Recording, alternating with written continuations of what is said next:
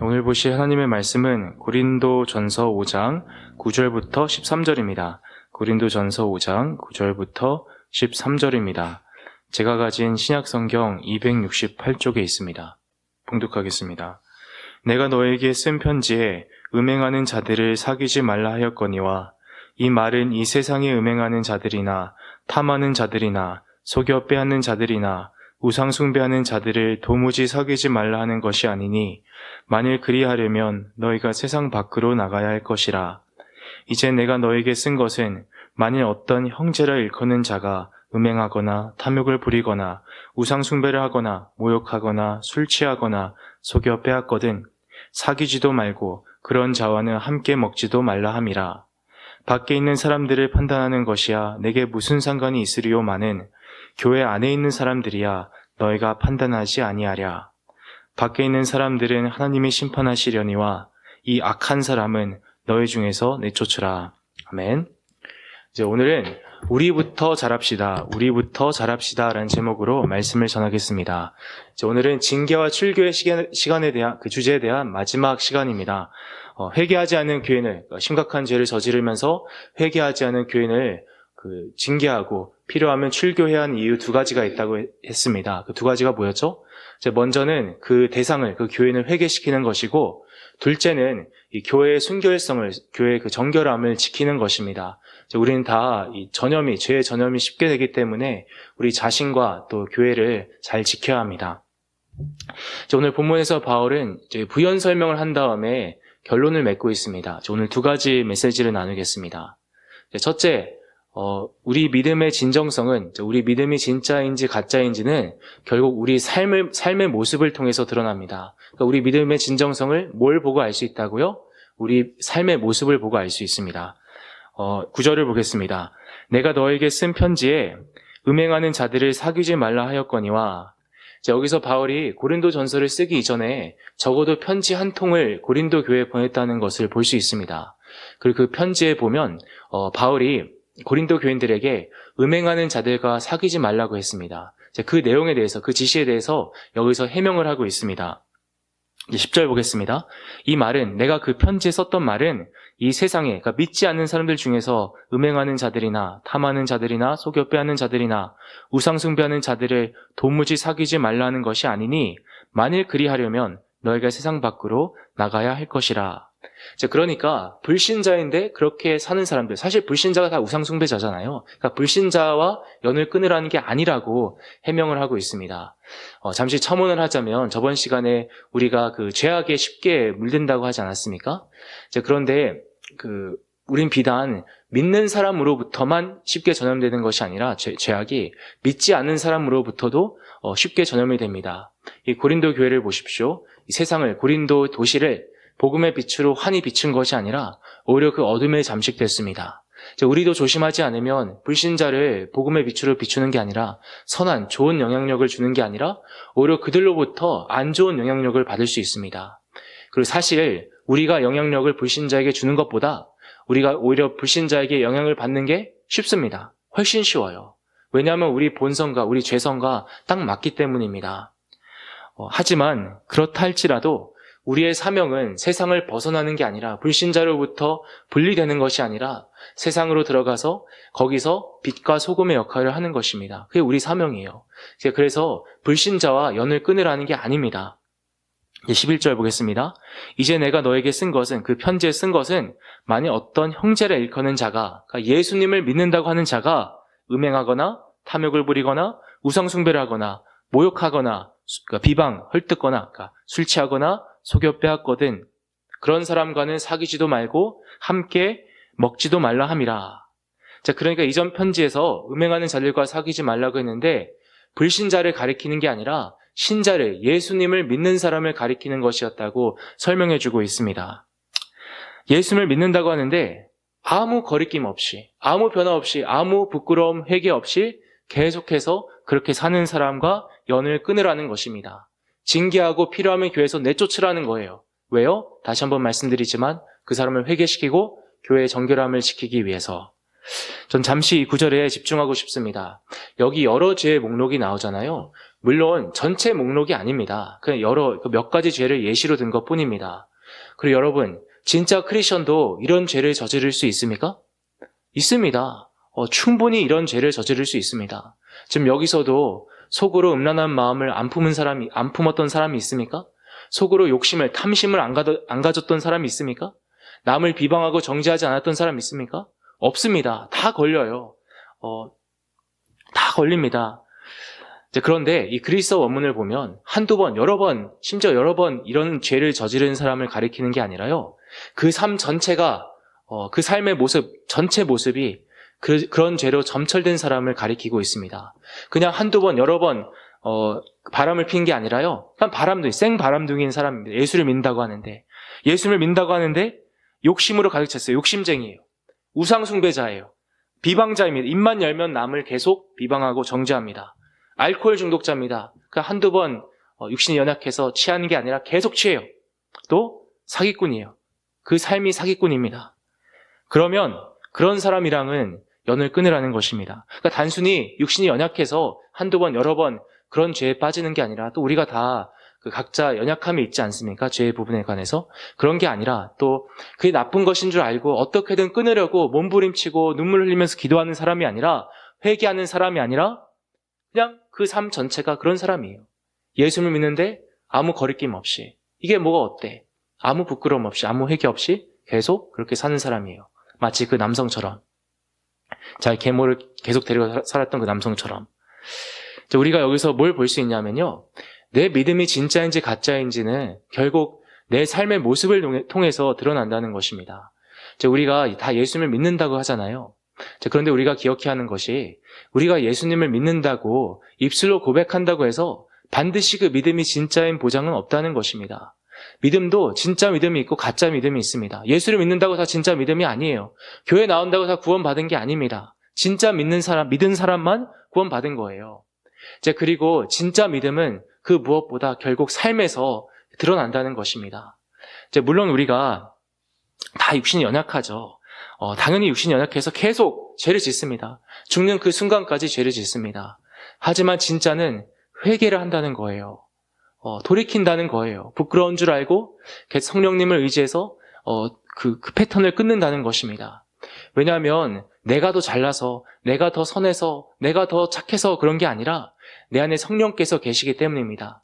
생명의 성령님이 내 안에 있기 때문에 내가 부끄럽고 부족하지만 영적으로 살아있기 때문에 정말 부끄럽고 부족하지만 변한다는 거예요. 조금씩 변하고 또 다시 한번 돌이킨다는 것입니다. 아버지께서 너 그만해 라고 하실 때 결국 돌이킨다는 거예요. 다시 한번.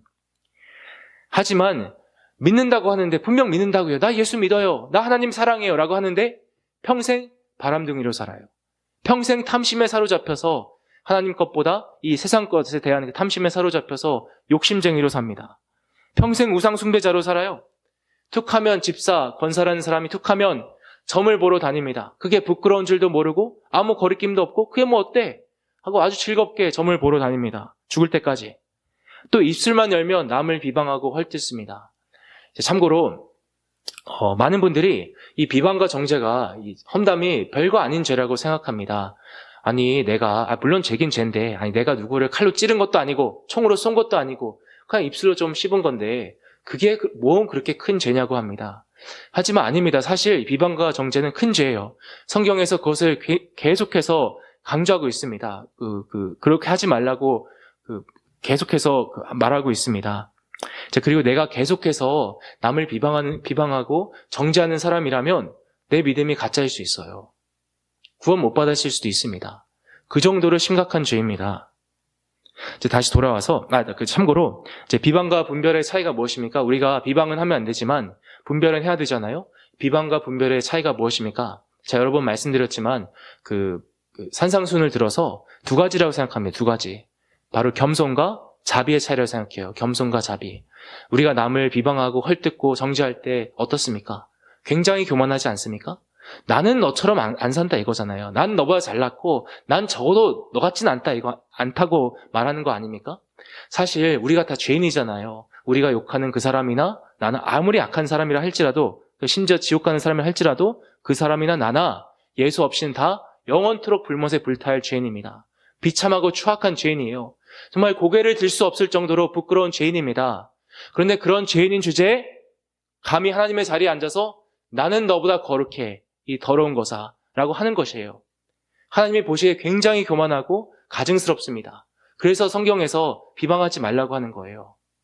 하지만 분별하는 것은 내가 죄인임을 잊지 않는 거예요. 단순히 뭐가 옳고 뭐가 틀리는지 그것만 분별하는 것 뿐입니다. 그 선과 악을 구분하는 것 뿐이에요. 결코 내가 너보다 잘났다는 게 아니에요. 그리고 우리가 남을 헐뜯을 때 그 사람을 불쌍히 여기는 마음이 없습니다. 그렇지 않습니까? 우리가 남을 이제 즐겁게 험담할 때 씹을 때 그 사람을 조금이라도 안타깝게 여기는 마음이 있습니까? 근데 그거 아세요? 아버지는 그 사람 불쌍히 여기세요. 근데 우리는 그 사람을 조금이라도 안타깝게 여기는 마음이 있습니까? 안타깝지만 없습니다. 그렇지 않습니까? 거의 없어요. 그렇기 때문에 이 험담이 그렇게 즐거운 거 아니겠습니까? 우리가 그렇게 씹는 사람을 조금이라도 불쌍히 여긴다면 험담이 결코 즐겁지 않을 것입니다. 기억하시기 바랍니다. 이 비방과 험담, 헐뜯고 정죄하는 것은 아버지께서 결코 기뻐하지 않으십니다. 심각한 죄입니다. 다시 돌아와서 예수님을 믿는다고 하는데 알코올 중독자예요. 한두 번 그냥 좀 육신이 연약해서 취하는 게 아니라 계속 마십니다. 또 사기꾼이에요. 많이 보셨죠? 교회 내에서. 교회 내에 참 사기꾼이 많죠. 예수님을 믿는다고 하는데 너무 쉽게 다른 사람, 또 특히 믿는 형제들의 등을 쳐먹고 삽니다. 그게 그 삶이에요. 그러면 그 믿음이 가짜일 가능성이 크다는 것입니다. 영접 기도를 했다고요? 세례 받았다고요? 직분을 받았다고요? 집사, 권사, 장로, 목사 안수를 그 직분을 받았다고요? 영적인 체험을 하고 환상을 보고 음성을 듣고 방언과 예언을 한다고요? 다 필요 없습니다. 그런 것들은 구원의 증표가 아니에요. 내가 구원받았는지 안 받았는지, 내 믿음이 진짜인지 가짜인지 결국 내 삶을 통해서 드러나야 합니다. 물론 안 믿는데 이렇게 사는 사람은 교회 와야죠. 교회 와서 회개하고 주 예수님을 믿어야죠. 그런데 믿는다고 하는데 아무리 시간이 지나도 아무 거리낌 없이, 변화 없이, 회개 없이 계속 그렇게 살면 가짜일 수 있다는 거예요. 평생 그렇게 살다가 나는 구원받았어, 난 예수님을 정말 믿어라고 착각하며 살다가 마지막에 지옥 갈 수 있다는 것입니다. 예수님을 믿었는데, 구원을 받았는데 이렇게 살아서 구원이 취소되는 게 아니에요. 애당초 믿은 적이 없었기 때문에, 구원받은 적이 없었기 때문에 이렇게 사는 것입니다. 그러면 첫 시간에도 말씀드렸지만 우리 교회 입장에서 어떻게 합니까? 어떻게 해야 되죠? 경종을 당연히 울려줘야죠. 당신의 모습을 보니까 당신 믿음이 가짜일 수도 있다라고 알려줘야, 선을 그어줘야죠. 그게 사랑하는 거 아니겠습니까? 필요하면 내쳐서까지라도 그렇게 알려주는 게, 이제 그런 의미에서 이 징계의 출교는 매우 중요하고 반드시 필요한 절차입니다. 이 부분을 우리에게 적용해서요, 우리 모습을 돌아봤으면 좋겠습니다. 우리가 다 예수님을 믿는다고 하잖아요. 여기 예수님 믿지 않는 사람 없잖아요. 다 믿는다고 하는데 과연 그 믿음이 우리 삶 속에서 드러나고 있습니까? 우리 삶에서 이러한, 여기 나온 죄의 목록이 있잖아요. 이러한 모습이 있지 않나 돌아봤으면 좋겠습니다. 물론 우리가 부족하지만 우리 믿음의 진정성이, 우리가 정말 예수님을 믿는다는 것이 갈수록 우리 삶을 통해서 드러나기를 기원합니다. 둘째로, 남보다 우리부터 잘해야 합니다. 12절과 마지막 13절 보겠습니다. 밖에 있는 사람들을 판단하는 것이야 내게 무슨 상관이 있으리요마는 교회 안에 있는 사람들이야 너희가 판단하지 아니하랴. 13절, 밖에 있는 사람들은 하나님이 심판하시려니와 이 악한 사람은 너희 중에서 내쫓으라. 여기서 바울은 이 단락의 결론을 맺고 있습니다. 뭐라고 하죠? 그 남성을, 자기 계모를 데리고 사는 남성을 내쫓으라고 다시 한번 강조하고 있습니다. 3번이나 강조하고 있죠. 그리고 바울은 여기서 밖에 있는 사람, 즉 불신자보다 안에 있는 사람, 교인에게 집중하라고 합니다. 밖에 있는 사람이 무슨 상관이냐고. 그 사람은 하나님이 심판하실 거니까 안에 있는 사람을 예수님께서 주신 그 권위로 근실히 징계하라고 합니다. 자, 여러분, 교회 밖에 있는 사람에게 소리를 내야 합니까? 아니면 침묵해야 합니까? 당연히 내야죠. 무엇보다 어떤 소리를 내야 되죠? 복음의 소리를 내야죠. 회개하고 주 예수 그리스도를 믿으라고 외쳐야 합니다. 그것만이 소망이기 때문에. 그리고 그게 우리의 사명이지 않습니까? 또 부차적으로 선과 악의 기준을 분명히 알려줘야 합니다. 왜냐하면 이 세상은 계속해서 선과 악을 뒤집기 때문이에요. 대표적인 예로 그 공산주의가 잘못됐다고 알려줘야 하고요. 낙태, 동성애, 성전환이 잘못됐다고 알려줘야 합니다. 지금 세상을 보십시오. 낙태, 동성애 성전환이 그게 뭐가 잘못됐냐고, 그건 죄가 아니라고 외치고 있습니다. 이번 달이 미국에서 성소수자 기념달이라고 해서 온 나라가 미쳐 돌아가고 있습니다. 어제도 잠시 얘기를 나눴는데요. 당장 우리 주변만 봐도 무지개 깃발을 더 많이 볼 수 있고요. 공공기관에서조차 무지개 깃발을 더 많이 달고 있습니다. 이 달을 기념해서. 백악관을 봐도 정중앙에 무지개 깃발을 내달았고요. 또 샌프란시스코를 보니까, 도시를 보니까 보안관, 경찰관, 소방관들이 미국 국기와 성조기와 함께 무지개 깃발을 함께 개항하고 거기에 경례를 하더라고요. 그리고 바이든 대통령이 트위터에 뭐라고 올렸냐면, 어떻게 공언했냐면, 미국은 성소수자의 나라입니다 라고 공언을 했습니다. 그래서 여러분, 미국이 더 이상 기독교 국가라고 하기 힘듭니다. 국가라고 하기 힘들어요. 우리가 아무래도 한국 사람이다 보니까 이 조국, 대한민국을 걱정하고 거기에 신경을 많이 쓰는 건 맞습니다. 하지만 사실 미국도 만만치 않게 위기예요. 한국이 죄를 져서 심판이 임박했다고요? 미국도 더하면 더했지 결코 덜하지 않습니다. 심각합니다. 그리고 기독교에 대한 핍박이 언제 본격적으로 일어날지 몰라요. 이미 주류 사회 눈에 우리 기독교인들은 사회 불순분자예요. 불순분자라는 말은 언제든 없애버릴 수 있다는 거예요. 조건만 맞춰지면.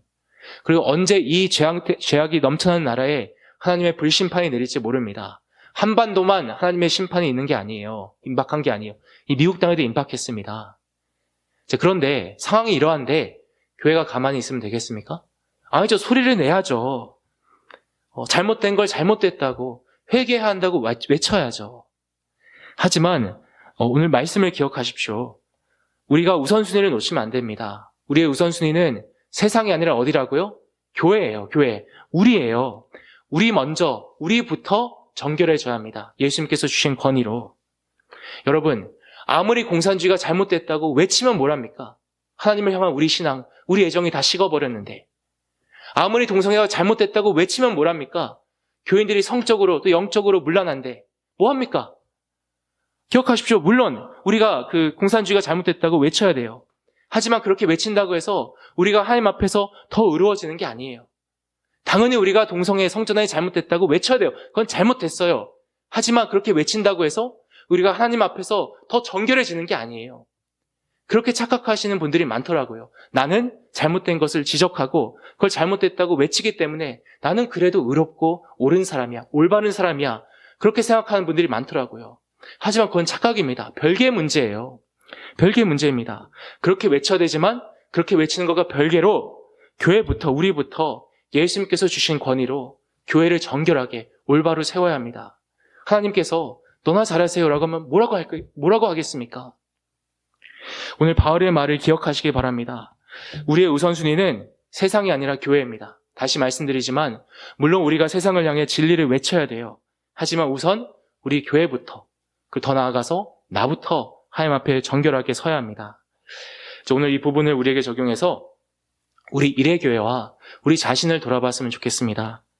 여러분, 세상과 상관없이 또 다른 수많은 교회와 상관없이 그 교회는 그 교회고 지금 우리 일회교회는 하나님 앞에 올바르게 정결하게 서 있습니까? 저번에도 말씀드렸지만 예수님께서 요한계시록을 보면 7교회를 평가하시잖아요. 잘했다, 못했다. 근데 예수님께서 우리 교회도 평가하실 거예요. 우리 일회교회도. 그렇게 평가하실 때 과연 빌라델비아 교회와 서문화 교회처럼 칭찬만 받을 수 있겠습니까? 책망받을 것이 하나도 없겠습니까? 부끄러운 것이, 허물이, 고쳐야 할 것이, 더러운 것이 하나도 없습니까?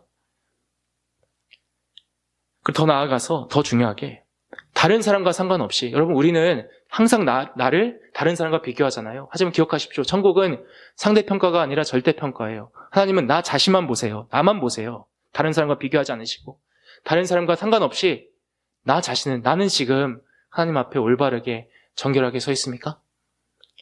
오늘 기도하면서 진지하게 우리 교회와, 다른 교회 말고 우리 교회와 나 자신을 돌아봤으면 좋겠습니다. 하나님 앞에서 정결하고 굳게 바로 서 있는 우리 일회교회와 우리 각자 한 사람 한 사람이 되기를 기원합니다. 갈수록 우리 삶의 모습이, 우리 믿음의 진정성을, 우리가 정말 예수님을 입술로만 사랑하는 게 아니라 정말 우리가 그분을 사랑한다는 것을 우리 삶의 모습이 보여주기를, 갈수록 더욱더욱 보여주기를 간절히 기원합니다. 기도하겠습니다.